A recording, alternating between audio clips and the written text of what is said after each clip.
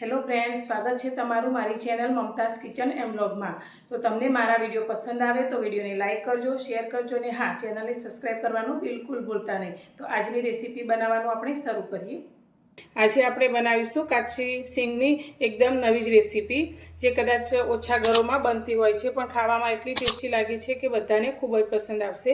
તો અત્યારે આપણે આ સિંગની રેસીપી બનાવવા માટે મેં કાચી સિંગ લીધી છે, જે એક વાટકી ભરીને આપણે લીધી છે।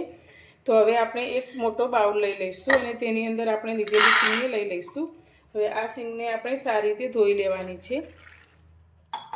તો ઘસી અને આ રીતે આપણે સિંગને ધોઈ લઈશું।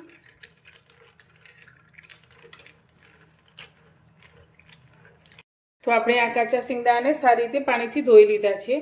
તો હવે અત્યારે આપણે એક કુકર લઈ લઈશું અને લીધેલા આપણે સિંગદાણાને કુકરમાં લઈ લઈશું। હવે આ સિંગદાણાને આપણે બાફવાના છે, તો તેની અંદર આપણે પાણી ઉમેરીશું। તો આપણા સિંગદાણા ડૂબી જાય તેટલું આપણે પાણી અંદર ઉમેરવાનું છે।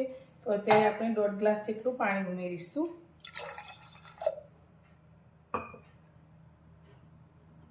હવે તેની અંદર આપણે અડધી ચમચી જેટલું મીઠું ઉમેરીશું અને કુકરનું ઢાંકણ બંધ કરી અને તેની આપણે 4 થી 5 સીટી કરી લઈશું, જેથી આપણા સિંગદાણા એકદમ સરસ રીતે બફાઈ જાય। અત્યારે કુકરની 5 સીટી થઈ ગઈ છે અને કુકર આપણું થોડું ઠંડુ થઈ ગયું છે। તો હવે તેનું ઢાંકણ આપણે ખોલી લઈશું। તો સિંગદાણા આપણા એકદમ સરસ રીતે બફાઈ ગયા છે। તો આ રીતે દાણાને આપણે હાથમાં લઈ અને દબાવીએ તો તે સારી રીતે તૂટી જાય છે, એટલે કે આપણા સિંગદાણા સારી રીતે બફાઈ ગયા છે। તો હવે તેની અંદર રહેલું પાણી આપણે કાઢી લઈશું। ગેસ પર આપણે અત્યારે કુકર લીધું છે। કુકરની અંદર અત્યારે આપણે 2 ચમચી જેટલું તેલ લઈશું અને તેલને આપણે સારી રીતે ગરમ કરીશું।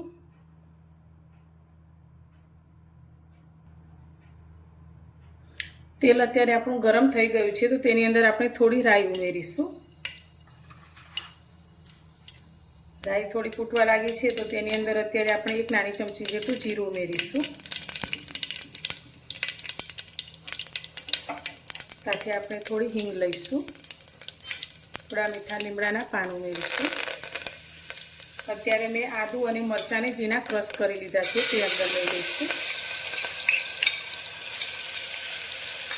તમે જો લસણ અંદર નાખવા માંગતા હો તો લસણ પણ સૂકું અંદર ખાંડીને એડ કરી શકો છો। આદુ મરચાં આપણા સંતરાઈ જાય એટલે અત્યારે મેં 2 મીડિયમ સાઇઝના ટામેટાને આ રીતે એકદમ ઝીણા ઝીણા સમારી લીધા છે, તે અંદર ઉમેરી લઈશું। તમે ટામેટાને પ્યુરી પણ તૈયાર કરી શકો છો। હવે ટામેટા આપણા ઝડપથી સોફ્ટ થઈ જાય એના માટે ટામેટાના ભાગનું અત્યારે આપણે થોડું મીઠું એડ કરીશું।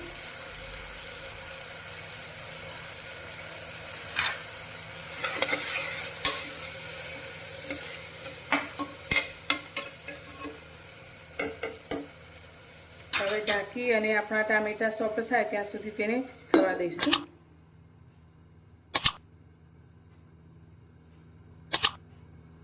હવે આપણે ટામેટાને જોઈ લઈશું। તો ટામેટા આપણા એકદમ સરસ રીતે સોફ્ટ થઈ ગયા છે અને આ રીતે તેલ પણ છૂટું પડી ગયું છે। તમે ટામેટાની સાથે ડુંગળીનો ઉપયોગ પણ કરી શકો છો। તો હવે આની અંદર આપણે મસાલા કરીશું। મસાલામાં આપણે 1 ચમચી જેટલું ધાણા જીરું લઈશું,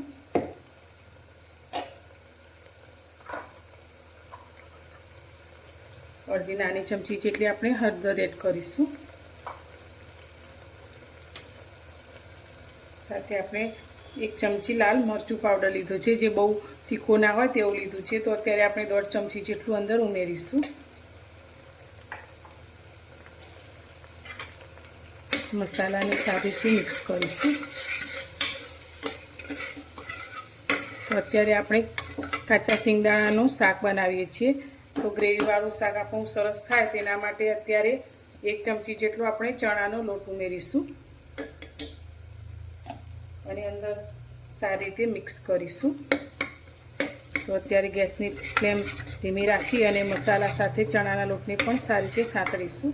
હવે તેની અંદર અત્યારે આપણે 1 વાટકી જેટલું પાણી ઉમેરીશું, જેથી આપણા મસાલા દાજે નહીં અને સારી રીતે પાકી જાય.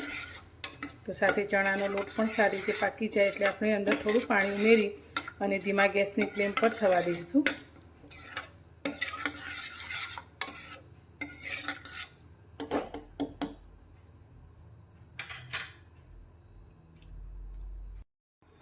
તો હવે આપણે ગ્રેવીને જોઈએ તો તમે જોઈ શકો છો મસાલા સાથે ગ્રેવી એકદમ સરસ રીતે પાકી ગઈ છે અને આ રીતે તેલ પણ છૂટું પડી ગયું છે.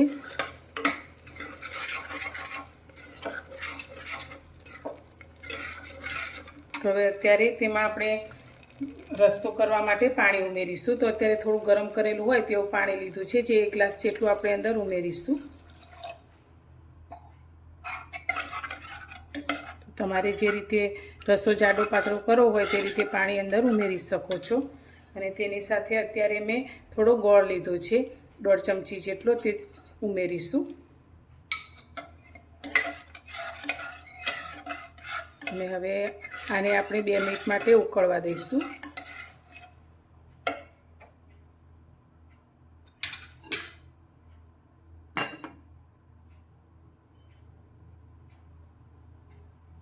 તો આપણો શાકનો રસ્સો આ રીતે ઉકળવા લાગ્યો છે.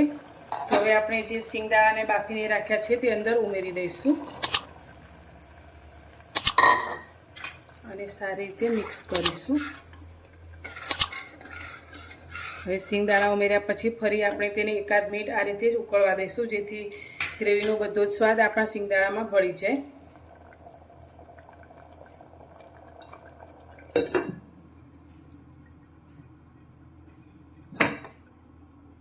તો શાક આપણું થઈ ગયું છે. તો ગેસની ફ્લેમ અત્યારે આપણે એકદમ સ્લો કરી દઈશું અને ઉપરથી થોડી કોથમીર લઈ લઈશું.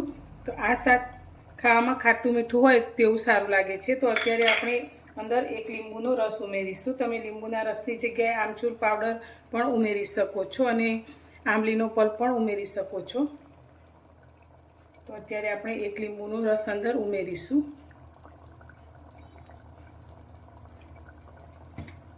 સારી રીતે મિક્સ કરીશું. તો આ સિંગનું શાક તમે ભાત સાથે, પૂરી સાથે અથવા તો રોટલી ભાખરી સાથે પણ સર્વ કરી શકો છો. તો અત્યારે આપણે ગેસની ફ્લેમ બંધ કરી દઈશું ને આપણું શાક તૈયાર છે. તો તમને મારી આજની આ સિંગદાણાના શાક બનાવવાની રીત કેવી લાગી? જો પસંદ આવી હોય તો કોમેન્ટમાં જરૂરથી જણાવજો અને લાઇક કરવાનું બિલકુલ ભૂલતા નહીં.